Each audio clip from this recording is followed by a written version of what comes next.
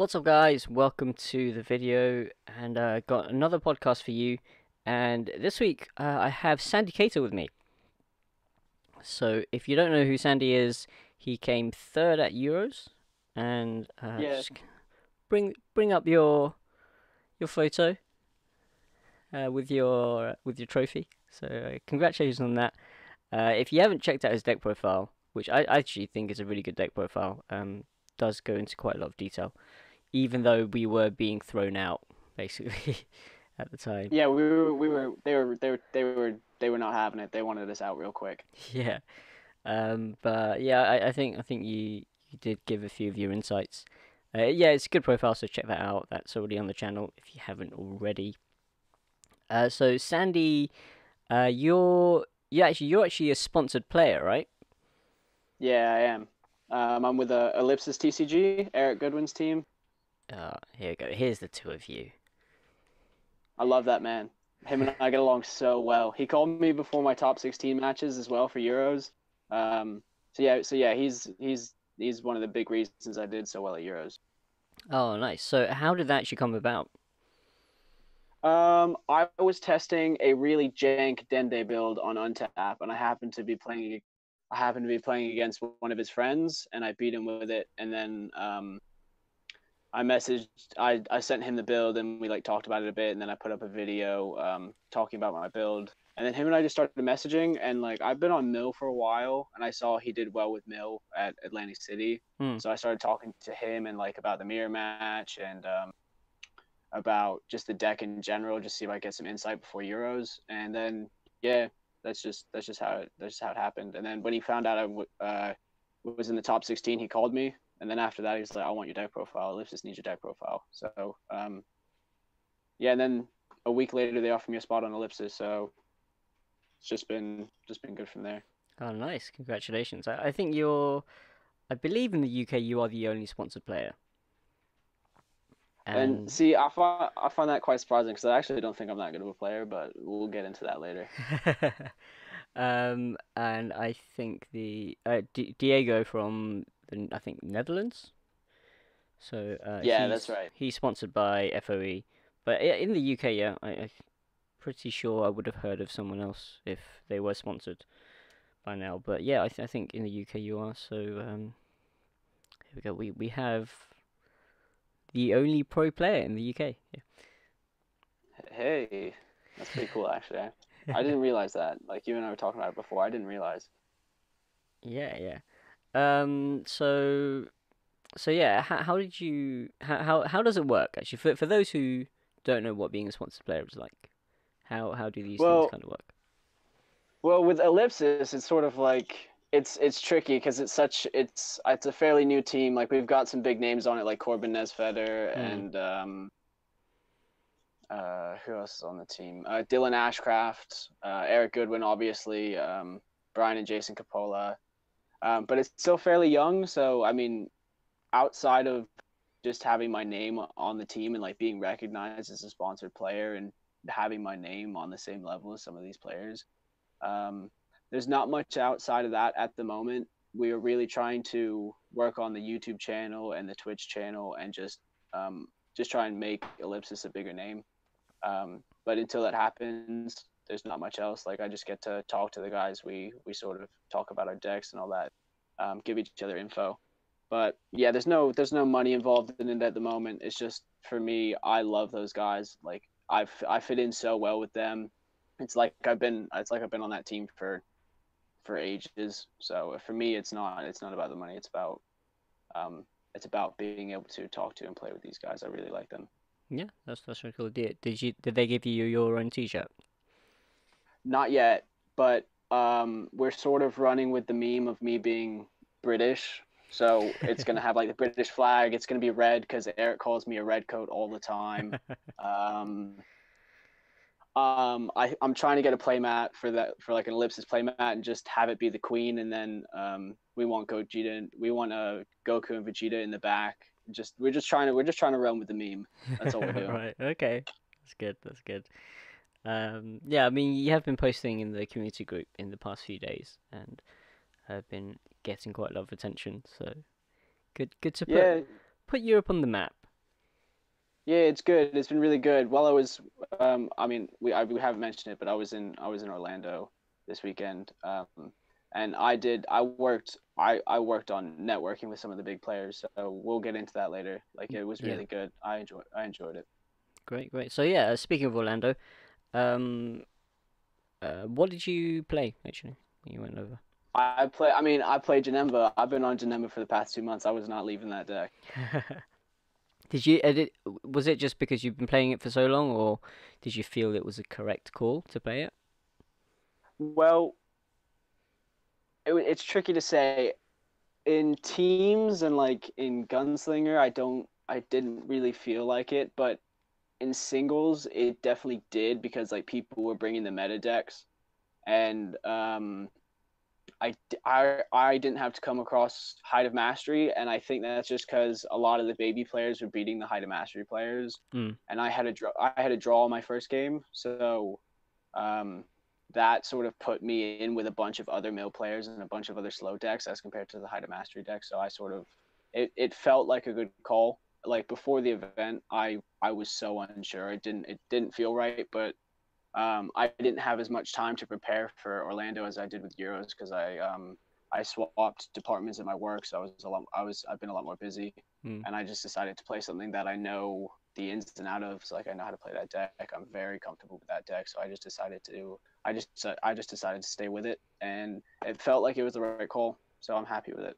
Okay, yeah, that's good. I think it's always good to play what you know, what you're comfortable with, and we do get that question a lot around the boards where people asking, oh, whether I should switch decks or what decks I should play. I think yeah, it's great advice to just always play with what you're comfortable with, what you've practiced with, and what you've mastered, really, even if it might not be the best deck at the moment. Exactly. I'll always say that. Like you can have someone like James Winterburn who will play just absolute jank, but he'll put all of his time into that deck, and he will beat people that are playing meta decks that have not been playing it that long, have not put as much time into the deck. Like as long as you know your deck, you know how to play, you know your matchups. It might not be the best deck, you might not top, but you will do well with it as compared to someone who's just been bouncing around decks, not knowing what they're gonna Yeah, yeah. So yeah. So speaking of that, how did you place in the end? do. You So entered a few it, events, right? Yeah, I did all three of the events. So I did Gunslinger on Friday, I did teams on Saturday, and Sunday I did the singles. Uh huh. Gunslinger, the whole point with me going to Gunslinger was to get all of my bad plays out of the way, because I have a tendency my first game to just at my first round, like in every event, like every local and tournament I go, I just absolutely butcher it. I think it's just nerves, but I wanted to get all of that out of the way. So I went 0-2 to start.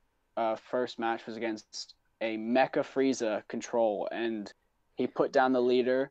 And I love Mecha Frieza. It's one of my favorite leaders because even though it's been eroded, you can like Sensu Bean, take a life, and untap two. And as a control player, that sounds like really, really cool. So he dropped Deadly Defender and he just kept King Vegeta surprise attacking it, and he built a wide board, and I couldn't deal with it. I made a couple misplays. Um, so I lost that, and then round two was against Chris Eng, who's on Daehan Hardesty's team, and Mhm. he was playing Height of Mastery.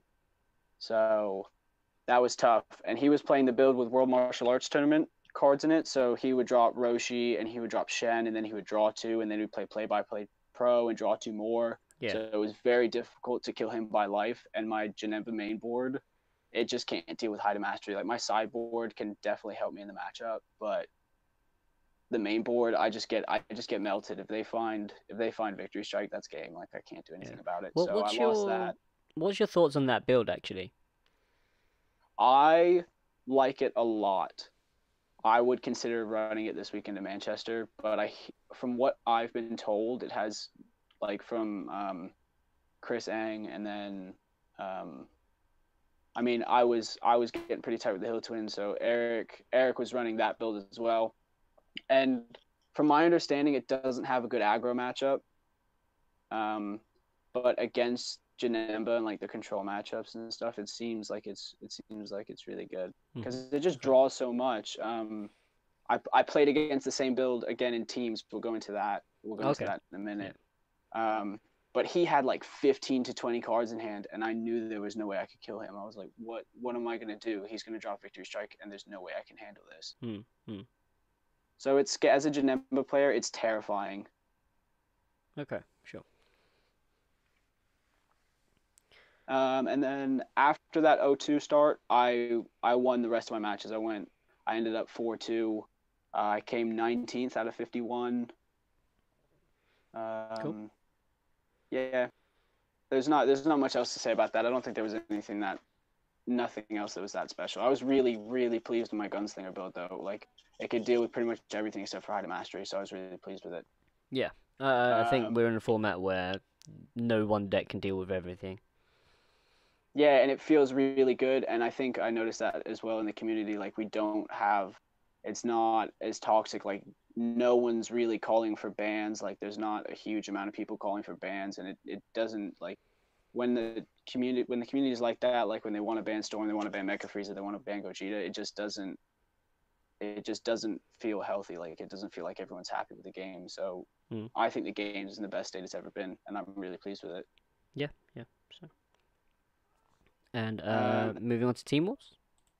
Yes, teams. So I played with Travis Washburn, who played Pan. I obviously stayed with Janemba.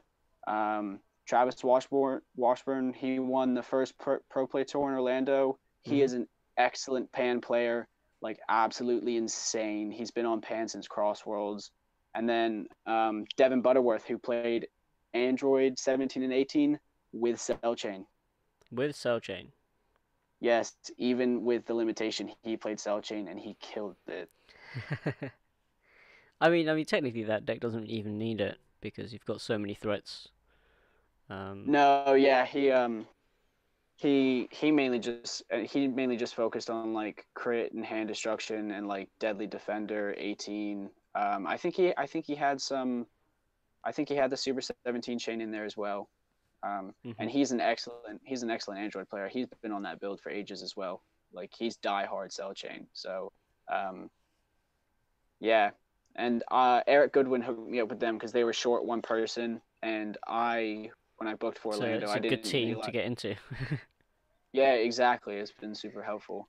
Um, but when I booked Orlando, I didn't realize that the singles event was only one day, so I didn't sign up for teams. So I was like, I'm flying all this way. What's the point if I can't play in teams? So they got me into that team, and I was really pleased with it. They killed it. They carried me. Um, just quickly before we go into results and stuff. We haven't had Team Wars in the UK yet, so yeah. and I know some of the guys in Nottingham are trialing it at the moment. They might do an event at some point. But what rules did you guys play? What do you mean by that? So it's Team Wars is usually it's what best of one, right? Okay. No, this was best of three, and instead of having a shared sideboard, we each had our own sideboard. Okay, right. And do the regular rules sort of apply? So only one person can use certain card. Yeah, and one rule that was really interesting is you obviously have player A, B, and C, um, and if you drew like the match of player A won, player B won, and player C drew, it comes down to who won the first match in that player A matchup. So if Devin was our player A, so if Devin won game one, we knew that like if we drew, we would still win. So it was a huge advantage if Devin won the first game because we knew we were in a safe spot. Oh, okay, right. That's okay. That's interesting. That's good. I like that. Yeah, it was cool because we thought there was actually a bet between Butters and Eric Goodwin for whoever finished lower in Swiss. They had to get a dead Yamcha tattoo, Yeah. and we had to buy game one, and then round one, and then Goodwin's team had drew, and we were like, okay, Goodwin's getting the tattoo, but because of that rule, they ended up being given the win. So we were neck and neck again. Oh, right. I see. I see. So yeah. So how did your team place in the end? We went 4-1.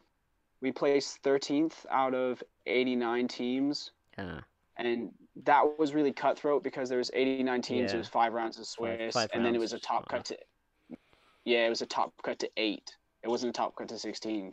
So there were 16, no, there were 15 teams that went 4-1, and it was either only 4 or 5 of them made it in. And because we had a bye that first round, our opponent's win percentage wasn't as good as some other teams. Well, yeah. So we just missed top cut. Mind you, probably not as cutthroat as Euros was. I guess so. Euros was my first tournament, and I only really wanted top 64, so I wasn't even thinking about it. But yeah. How was your experience at Team Wars? Yeah, it was fun. We ended up playing Daehan Hardesty's team, and that was cool because, I mean, Daehan is like the mill god, and I'm a mill player, so like it was really cool to just be able to play against him. He was player B and I was player C, so I didn't get to play against him, but I got to play against one of his teammates who was running the same high to mastery build as Chris Eng, Mm, and that was like as if you I mean you obviously saw my semifinals match against high to mastery yeah. in Euros, and I did not do that well. I played that matchup like as good as I could. Like I didn't win, but I was really proud with the way I played it. I lost game one because I lost the dice roll, so I wasn't on the play. He went into victory strike on turn 4. There's nothing I could do.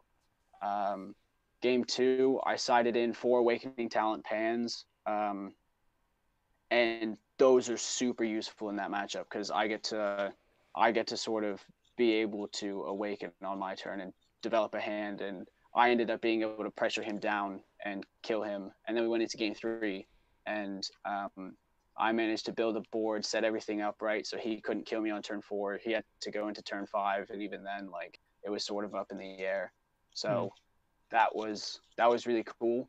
Um, One thing about that deck is it goes really wide, but it doesn't need to respect Kami. Like game one, he had 4 or 5 cards on board. I swung with my leader. He Shigeshed in Paths of Greatness, and then I Kami'd him, and he just didn't care because the next turn he just swung and Shigeshed in another Path of Greatness, and then for the rest of the round he kept going wide. It didn't matter to him because he knew he could just Shigesh in a Path of Greatness because I didn't have Cronoa. yeah. So that was the one cool thing about that build is they can go as wide as they want, draw as much as they want, but as long as they can get that Path of Greatness down on turn 4 without having to tap energy, or as long as that Path of Greatness is safe, like they don't care. Yeah, yeah. I mean, as long as Chrono is not an issue, then and in Team Wars, it's what one in 3 chance that your opponent has Chronoa. Exactly. So yeah, Exactly. yeah. Cool. And any other notable matchups on the day for Team Wars? I'm trying to think. Team Wars was tough because that was long. Like just playing competitively for like 5-6 hours, your brain just sort of gets fried by the end of it, just Hmm. because. So it was difficult to remember everything. I don't. That was my most notable matchup. Yeah. Um, yeah, Okay. And then on the Sunday, you played the singles event. I did. That was slightly upsetting, and we'll go into that. I made a post about it on the Facebook group. Yeah, yeah. So I played. I mean, Yeah, so I played. what were the Oh, American go players like? on. I mean, they were nice. I'm that kind of guy that like, as long as you're playing okay, you and I are gonna get along really well. I want to talk to you. I want to have a good time. Like, I don't want it to be super stressful. But I will say they play so slow game one, and I'm a mill player, so that was bad. My first game was a mill mirror, and he would just like he was a cool dude. Like if he ends up hearing this, like I've got nothing. There's no issue with him. But I think it was more from like a competitive standpoint. Whereas like if he wins game one, he wants to bring game two into time, Yeah. and like it was just it was painful. Like I want to be respectful, but I had to start asking him to make a play because he would just put the card down like I wouldn't be able to see it, but he'd put it on the board and he'd take it back and he'd shuffle his hand and then he'd put it back down and then he'd take it back and shuffle his hand and then he'd put it back down and be like, bro, you have to make a play. So my mill mirror I drew because I lost game 1 and then I won game 2 and then game 3 we went into time, obviously. Then round 2 was Dende, and that actually kind of scared me because I thought it was like Danny Hype's build, but it was Cooler's Armor Squadron, and that wasn't a difficult matchup. Then round 3 was Eon Hill. I got to play against Eon Hill, and he was playing Mill. Yeah. And I've sort of been teaching like Eric Goodwin little things about that deck, and game 1 Eon had done something. So a lot of people right now, they don't realize that Childish Heart doesn't need a card from the deck. It just needs a 4-drop in the warp. So I overwhelm in the mirror. I'll overwhelm my drop area as long as there's a 4-drop in it. And instead of bringing out a Janemba from my deck, I'll take it from my warp. So instead of it being a +1 into the deck, it's a +2. And Eon Hill did that. I was like, did you learn that from Goodwin yesterday? He said, yeah. And I was like, oh, well, I told him that. But Eon as well, he played quite slow game 1. And then I took game 1. But he ended up winning game 2. We went into time. And we were both going to go 1-0-2, and I was like, well, neither of us are going to top. Like, I'm not going to top, so I'm just going to drop. You can have the win. And then the next 15 minutes in between rounds, because he was new to the deck, the next 15 minutes in between rounds, I just sat with him. I talked with him about how I play the deck, and like I looked at his build and sort of explained to him like kind of what's wrong, kind of how the matchups work, all this kind of stuff. And then he 2-0'd everybody after that in Swiss.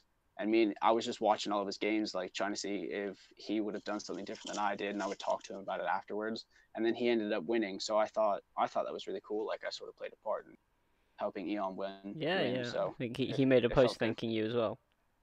Yeah, he did, and it feels good because like 2 months ago I was a nobody, and now Eon Hill is making a post like praising me as a mill god and things like this. So I just thought it was really cool. Yeah. So in terms of skill, who do you think has the superior duelists? Who's the superior duelist? And like, what do you mean? Like what do you mean? Do you think they're in the States they're better or the standard in Europe? I think it's probably the same. I wouldn't say that the States is any better than Europe. I say like the attitude towards competitive play in the States is probably different because of what I went into about slow play and I was watching some games and there was this Dende player who would try and like rule sharp people, and then when he not rule sharp, but he would try and convince them that the ruling was different than it actually was, and he would call a judge over and the judge would rule differently. Like he wanted to 1-star ball, he has to drop first and then his opponent has to drop, but he wanted to drop simultaneously, and this guy was on top table, and instead of him dropping first, like he did drop first, but he took the card that he was going to drop and he put the 1-star ball on top and then put it in his drop area, so his opponent couldn't see the card. Sure, the drop area is a secret area, is not a secret area, so you can obviously look through it, but it's like one of those things is like, really, is it really that necessary? So it's just sort of they take it. It's not like they don't take it. It's not like we don't take it just as seriously as them. I just think they go way too over the top. Okay, yeah. And do you think that sort of factors into the slower play that you experienced, or do you think they just generally the players take a bit longer to make their plays? No, I don't think so. I think that must have been a competitive side because the two people that I did have slow plays with, they were on teams, they were sponsored, like they're pro players. So Okay. I think I mean, I can't say. I obviously can't say, but it just felt like that is what they were trying to do. They were playing out for the draw, and they were just hoping they would win game one. Sure. Okay. Yeah. I kind of get that. You do hear these stories, but yeah, I think generally over here we don't. There aren't too many people who do that, but it definitely still Yeah. happens in stuff like Yu-Gi-Oh or something like that. So Yeah, I mean, like I said, I haven't had any issues here, but I've Orlando was only my second tournament, and Euros was only my first outside of locals. So I could be completely wrong, but that is just what my experience of Euros and my experience was from Orlando was. yeah. Okay. Cool. So in terms of the community, is there anything different? Because I think the main sort of the bigger names. Just gonna bring up Peter Katani now, just because. There Oh yeah, you bro. go. He was excellent. He was really cool. Yeah, but I mean, I was just gonna say that all the sort of the big names in the game, they're all from America, because I guess you're getting a bit well known now, from Europe, but yeah, we tend to look to them in terms of community, and how do you think that compares? What do you mean? What do you mean by compares? Like, Yeah, I mean, do you think their community is similar to the European one, or is it a bit more upbeat? their community is actually really Because good. the Like, game is a lot bigger there than it is here. yeah, the community is really cool there. I mean, my experience from the community here is just the same. Um, I think it might be it sort of for me. My experience this weekend was probably a bit different than what maybe some other people have experienced, just because these are people that I have been play that I they're the people that I started watching a year ago when I got into the game. Like, these are all the people that I'm a fan of, and like, because I came 30 Euros, they sort of were showing me respect and like hanging out with me and talking to me a bit more than they just would like just like someone that just showed up just to have fun. Um, but I got along really well with everybody. Everyone was really nice as well. Like, I mean, I'm sure you saw on I mean, you definitely saw on Facebook, because I was putting up posts like, "Oh, the Queen has blessed my deck. I'm coming back to take the states back." All this stuff. I was just chatting a bunch of nonsense, and I think a lot of people knew that and they recognized me from that. But everyone was having so much fun with me. Like, I had so much fun with everybody. I really, really, really, really enjoyed it, and I will 100% be going back. Cool, fantastic. So yeah, I wanted to talk to you about the event. How was the event in terms of how it was run? And it was was it a PPG event, right? It was. I mean, I think it's technically Bandai, but Pro Play Games was definitely running it. Uh-huh. I don't know how that worked out, but it was Pro Play Games was like, yeah, okay, I'll just say Pro Play Games ran it.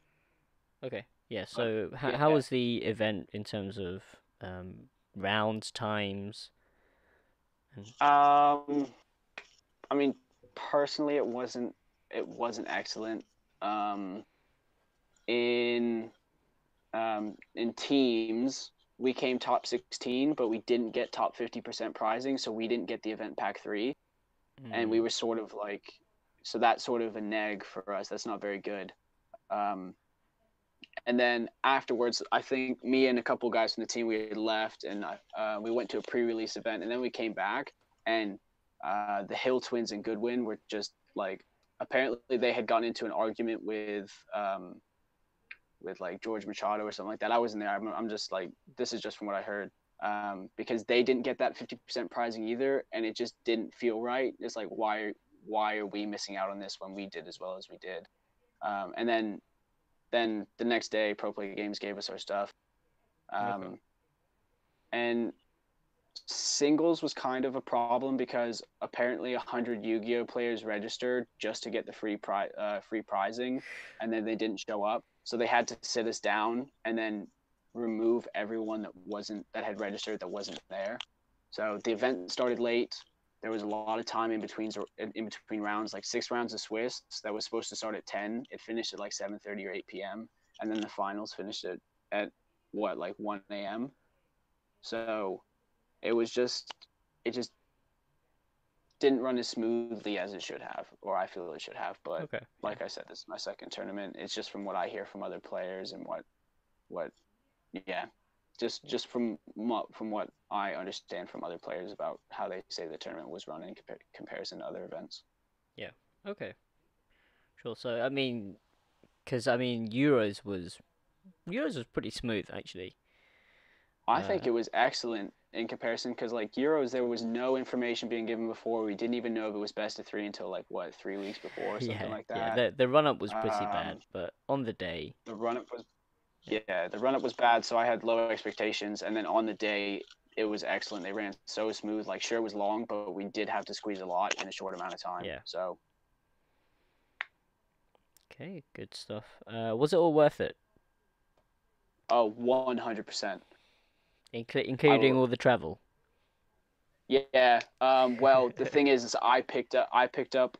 I mean, I hate flying, so I was telling myself I'm never flying back here again when I was on the plane, but I'm gonna do it. But I picked up like a load of stuff, like Broly Pack threes, deck boxes, sleeves, play mats, just everything, and I've been selling it over here, so it's sort of made the trip worth it. But even if I hadn't done that, like I just had so much fun. It was such an excellent weekend. Like finally meeting the guys on some of the guys on Ellipsis and being able to hang out with them and have a good time, and just the tournament itself. It was so worth it. I would definitely recommend it. And I actually now I believe some of them are going to come our way after I've talked to them. Yeah, yeah. That'd be really good. Um, I know there was talk. I think the Hill Twins were talking about coming to Europe before, but we just didn't have any events going on. I think so. Yeah, I mean, especially now with how well me and Eon got along, I think they're definitely coming. I'm trying to convince Jordan Markle to come. Um, a bunch of the guys on Ellipsis they want to come, so we should expect some U.S. players our way at some point, and it's really exciting. That's good. Now all we need is Bandai to actually run another big event. So fingers Yeah, crossed. exactly. We need something, Bandai. Give it to us, please. So yeah, I think that's pretty much everything I wanted to talk about. Do you have anything to add? I mean, this is a UK YouTube channel, so I want to bring up that I'm doing um a giveaway tournament at my local. I'm giving away 93 promo packs and then play mats and Broly packs to the top three.